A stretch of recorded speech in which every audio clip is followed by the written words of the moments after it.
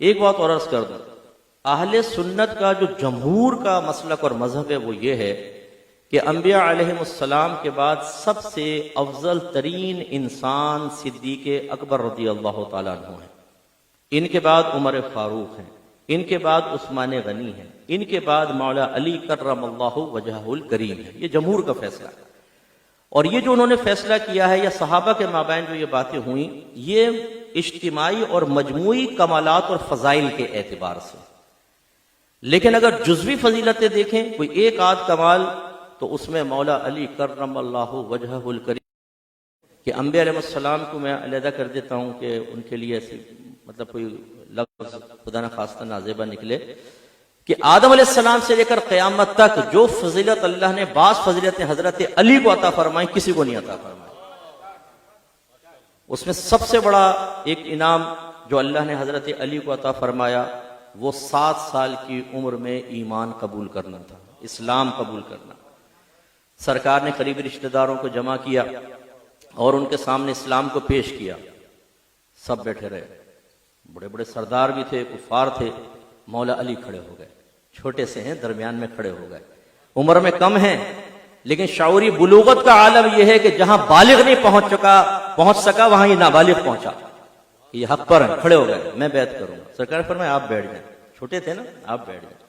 پھر ترغیب دی، پھر دعوت دی، پھر سب خاموش، مولا علی کھڑے ہوئے، سرکار نے فرمایا علی بیٹھو۔ پھر سرکار نے ترغیب دی تیسری مرتبہ، پھر دعوت دی کون اسلام لاتا ہے، سب خاموش، مولا علی کھڑے ہوئے، سرکار نے فرمایا آگے آ جاؤ، اور ان کو بیعت کی۔ یہ پہلا بچہ تھا جس نے ایک بہت ہی پرہیبت ماحول میں نبی کریم صلی اللہ علیہ وسلم کے دست اقدس پر شرف بیعت حاصل کیا اور قیامت تک کے لیے اپنا نام روشن کر دیا۔ دوسری بڑی برکت اور فضیلت آپ کو وہ ملی کہ رحمت کونین صلی اللہ علیہ وسلم جب ہجرت فرمانے لگے تو اب کسی ایک کو وہاں پر چھوڑنا تھا جو آپ کی امانتیں، جو لوگوں کی امانتیں تھیں آپ کے پاس، وہ لوگوں تک پہنچائے۔ انتخاب کس کا ہوا؟ حضرت علی کرم اللہ وجہہ الکریم کا۔ سرکار نے فرمایا علی آپ ہمارے بستر پہ لیٹیں آج، کیونکہ سرکار جانتے ہیں، یہ بھی یاد رکھیں، سرکار جانتے تھے کہ کیا ہونے والا ہے، کیونکہ کفار نے دارالندوہ میں پہلی میٹنگ کی تھی کہ اگر ایک آدھ آدمی ان کو شہید کرے گا نا تو ان کے قبیلے والے چھوڑیں گے نہیں، ہر قبیلے سے ایک آدمی کا انتخاب کرو، صبح جب نبی کریم باہر تشریف لائے تو ایک ساتھ حملہ کرو، ان کے قبیلے والے کس کس سے انتقام لیں گے۔ میرے آقا جانتے ہیں کہ وہ باہر کھڑے ہوئے ہیں، آج کی رات کیا ہونے والا ہے، صبح کیا ہونے والا ہے، حضرت علی کا انتخاب کیا، کیونکہ ایسے ہی شجاع شخص کا انتخاب ہونا چاہیے تھا۔ اور سرکار نے فرمایا علی یہ امانتیں صبح لوگوں کو دے دینا۔ حضرت علی کہتے ہیں کہ جو رات سوتا تھا موت کے خوف کی وجہ سے کئی دفعہ آنکھ کھلتی تھی، لیکن اس رات جب میں بستر پر سویا ہوں تو اتنی گہری نیند مجھے کبھی زندگی میں نہیں آئی، اس لیے کہ مجھے یقین تھا، نبی کریم نے فرمایا تھا علی صبح یہ امانتیں لوگوں کے حوالے کر دینا، تو مجھے یقین تھا میں صبح تک ضرور زندہ رہوں گا اور یہ امانتیں لوگوں تک پہنچاؤں گا۔ آپ یقین کی قوت کا عالم دیکھیے۔ ہم شرعی مسئلے سنتے ہیں کہ حلال کماؤ، حرام سے بچو، گناہ سے بچو گے اللہ عزت دے گا، ترقیاں دے گا، ہم شک میں پڑ جاتے ہیں، یار پتہ نہیں آج کے دور میں ایسا ہوگا نہیں ہوگا، یار مولویوں کی باتیں یہ آج کل ایسا نہیں ہوتا، حلال میں کس کا گزارا ہو سکتا ہے۔ کوئی اگر باپ سے کسی کہہ دینا کہ اپنے بیٹے کو امام مسجد بنا دو تو ہیں امام مسجد، یعنی کوئی ایسی گالی دے دی بہت بڑی، امام مسجد، اے بھائی انجینئر بتاؤ، ڈاکٹر بناؤ، بزنس مین بتاؤ، پائلٹ بتاؤ، ایئر فورس میں چلے جائے، آرمی میں چلے جائے، یہ کچھ باتیں کرو، یہ کیا؟ ہمیں اصل میں وہ یقین ختم ہو گیا نبی کریم کی باتوں پر جو ایک مومن کو حاصل ہونا چاہیے تھا۔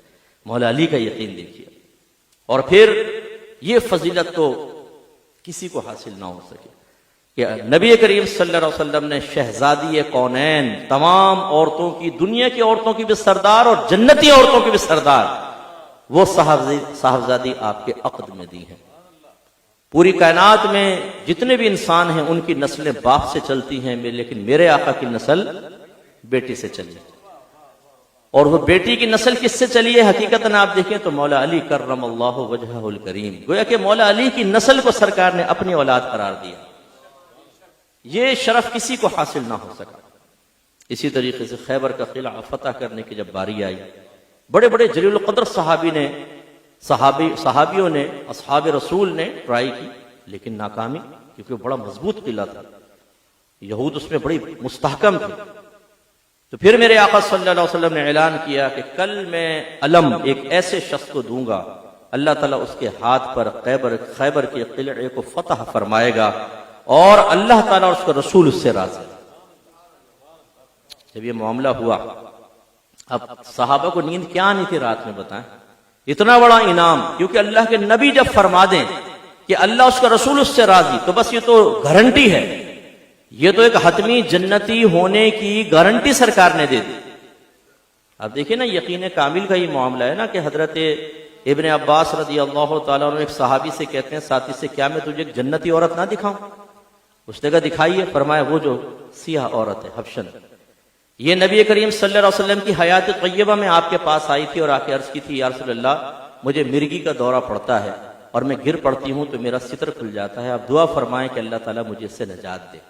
تو رحمت کونین صلی اللہ علیہ وسلم نے فرمایا کہ اگر تو چاہے تو صبر کر، اس کے بدلے میں تیرے لیے جنت ہے، اور چاہے تو میں تیرے لیے دعا کروں۔ اس نے عرض کی، یا رسول اللہ میں صبر کروں گا، یقین دیکھ رہے، میں صبر کروں گی۔ آپ نے کہہ دیا اب تو جنت ملی میں صبر کروں گی، بس آپ یہ دعا کر دیں میں گروں تو میرا ستر نہ کھلا کرے۔ سرکار نے دعا پھر اللہ تعالیٰ اس کے ستر کی حفاظت فرما۔ اب آپ دیکھیں کہ ایک عورت کا یقین کامل، ایک ابن عباس کا، کیا میں تجھے جنتی عورت نہ دکھاؤں؟ ایسا یقین کامل۔ تو جب یہ بات صحابہ کرام جانتے ہیں کہ جو سرکار کی زبان سے نکل جاتا ہے وہ سرکار کی زبان سے نکلتا ہے، حقیقتاً وہ کلام اور ارادہ اللہ کا ہوتا ہے، تو سب کو یقین ہوا کہ کل جس کے ہاتھ میں علم آئے گا اللہ اس کے رسول اس سے ضرور راضی ہوں گے۔ اور جب یہ آر پار کا معاملہ ہو، بیڑا پار ہونے کا معاملہ ہو، تو نیند کس کو آئے؟ ساری رات صحابہ بے چین، صبح مجلس اور محفل میں آئے۔ اب میرے آقا صلی اللہ علیہ وسلم نے ایک طرف سے دیکھنا شروع کیا، جس طرف نگاہ جاتی صحابی اپنا گردن اونچی کر لیتا کہ شاید سرکار فرمائیں گے تم آگے آ جاؤ، لیکن میرے آقا نے سب کو دیکھا اور سرکار کی نگاہ واپس آ گئی۔ صحابہ کرام حیران، یہ کیا ہوا؟ کسی کا انتخاب نہیں ہوا؟ سرکار نے فرمایا علی کہاں ہے؟ عرض کیا رسول اللہ ان کی تو آنکھوں میں تھوڑا سا کوئی مسئلہ ہو گیا ہے آشوب چشم کا، تو وہ یہاں آ نہیں سکے۔ سرکار نے فرمایا ان کو بلاؤ۔ وہ آئے، میرے آقا نے اپنا لعاب نکالا، حضرت علی کی دونوں آنکھوں پہ لگایا، ایک دم آشوب چشم دور ہو گئے۔ اب آپ سے پوچھتا ہوں، یہ بتائیے کہ لعاب لگا کر علاج کر دینا، یہ جو مدد کی میرے آقا نے، یہ ماں تحت الاسباب تھی یا ماں فوق الاسباب تھی؟ بظاہر ایک سبب اختیار کیا، لیکن یہ عادی سبب نہیں ہے، یہ غیر عادی سبب ہے۔ اللہ کے نبی تو لعاب بھی لگائیں تو بیماریاں دور ہو جائیں، آنکھیں روشن ہو جائیں، اور پھر یہ کہا جائے کہ نبی تو ہماری مثل ہے، تو پھر آپ بھی ایک ٹرائی مارو ذرا، اپنے بچوں کی مار کے دیکھو، بولے گا پاپا کیا کر رہے ہو، خدا کے واسطے پیچھے ہٹو، گندگی کیا کر رہے ہو؟ وہ میرے آقا کا لعاب دہن اقدس ہے، پانی میں مل جائے تو کھارے پانی کو میٹھا کر دے، ٹوٹی ہوئی پنڈلیوں پہ لگ جائے تو وہ ٹانگ پہلی ٹانگ سے مضبوط ہو جائے۔ اگر صحابی کی آنکھ باہر نکل آئے، سرکار اس پہ لعاب دہن لگا کر لگائیں تو وہ کہیں کہ مجھے اس آنکھ سے پہلی والی آنکھ سے بہتر نظر آ رہا ہے، اور ساری زندگی پھر کوئی بیماری نہ ہو، تو پھر میرے آقا کی شان کیا ہوگی؟ مولا علی کرم اللہ وجہ الکریم کو آگے بلایا، لعاب دہن اقدس لگایا، آنکھ ٹھیک ہو گئی، علم آپ کو دیا، آپ گئے، اور وہ قلعہ بڑا مضبوط قلعہ تھا۔ حملہ ہوا، مولا علی سیدھے دروازے کے پاس پہنچ گئے۔ دروازے کے پاس جانا، اگر آپ نے کوئی موویز وغیرہ کبھی وار سابقہ جو ہوتی ہیں وار وہ دیکھی ہوں، پورے جو فصیل ہوتی ہے نا، فصیل دیوار، اس پہ ہوتے ہیں تیر انداز، قریب نہیں آنے دیتے کسی سے۔ مولا علی کی جرت کو سلام ہے، یہ اوپر تیر انداز کھڑے ہوئے ہیں، خون کے پیاسے ہیں، یہ آر پار کا معاملہ، انہیں پتا ہے اگر فتح ہو گئی تو ہم تو گئے کام سے۔ تو پھر جب بالکل آپ چونٹی کو بھی کہیں بند کر لینا وہ کاٹ لیتی ہے، بلی کو کمرے کے اندر بند کر لیں، اس کو راستہ نظر نہیں آئے گا، وہ آپ پر حملہ ہی کرے گی، تو پھر انسان کے بارے میں کیا خیال ہے؟ یہ میں منظر کشی اس لیے کر رہا ہوں، اتنے خونخوار لوگ، خون کے پیاسے، اور تلواریں اور اپنے نیزے اور اپنے تیر لے کے کھڑے ہوئے ہیں۔ مولا علی سامنے نکلتے چلے گئے، دروازے کے پاس پہنچے، دونوں ہاتھوں سے دروازے کو پکڑا، دو جھٹکے دیے اور دروازہ باہر، اور آپ نے اس کو اپنے اوپر لیا اور اس کے اوپر سے گزرتے ہوئے اندر گئے صحابہ، اور قلعہ فتح ہو گیا۔ صحابی کہتے ہیں کہ بعد میں ہم نے اس قلعے کو اٹھایا تو 80 آدمیوں نے مل کر اٹھایا، 80 آدمیوں نے، ایک روایت میں 120 آدمی نے مل کے اٹھایا لیکن صحیح طرح اٹھا نہ سکے۔ مولا علی کی طاقت کا عالم دیکھیے۔ اور میں کہتا ہوں یہ انسانی طاقت نہیں تھی، سرکار نے جو لعاب دہن اقدس لگایا اس نے نہ صرف آنکھ کو ٹھیک کیا بلکہ میرے آقا نے ان کو روحانی طاقت بھی عطا فرما دی۔ یہ اسی لعاب کی برکت، آپ نے لعاب دہن اقدس لگایا، معاملہ قلعہ فتح ہوا۔ یہ وہ فضائل، وہ کمالات ہیں کہ جس میں مولا علی کا کوئی ثانی نہیں۔ جب فتح مکہ ہوا میرے آقا صلی اللہ علیہ وسلم نے حکم فرمایا کعبۃ اللہ سے تمام بتوں کو گرا دو، گرا دیا گیا۔ 2 تصویریں چھوڑ دی جو اونچی تھی، منسوب تھی، ایک حضرت ابراہیم علیہ السلام اور ایک حضرت اسماعیل علیہ السلام کی تصویر۔ میرے آقا صلی اللہ علیہ وسلم نے حضرت علی سے فرمایا کہ علی انہیں مٹانا۔ عرش رسول اللہ میرے کندھوں پر آئیے، آپ مٹا دیجیے۔ سرکار نے فرمایا کہ علی تم ہمارے کندھوں پر آؤ۔ آپ اندازہ فرمائیں یہ کتنی بڑی بات ہے۔ سرکار نے فرمایا علی آپ ہمارا بوجھ نہیں اٹھا سکیں گے، آپ ہم پر آئیے۔ جب غار ثور میں گئے نا سیدنا صدیق اکبر رضی اللہ تعالی عنہ، تو آپ نے رسول اللہ مجھ پر آئیے، حضرت صدیق اکبر اوپر لے کر گئے۔ یہاں میرے آقا صلی اللہ علیہ وسلم مولا علی سے فرما رہے ہیں کہ آپ اوپر آئیے اور انہیں مٹائیے۔ مولا علی اوپر تشریف لائے، ایک روایت میں موجود ہے جب اوپر آئے میرے آقا نے فرمایا علی کیا دیکھتے ہو؟ عرض کیا رسول اللہ اوپر دیکھتا ہوں تو 7 آسمان منکشف ہیں اور نیچے دیکھتا ہوں تو 7 زمینوں کی چیزیں مجھے نظر آ رہی ہیں۔ اندازہ کریں کہ جس محبوب رسول کا یہ عالم ہو کہ وہ نبی کریم سے مس ہو تو آسمان و زمین کی چیزیں منکشف ہو جائیں، تو اس رسول کا عالم کیا ہوگا جس نے یہ ان کو کرامت عطا فرمائی۔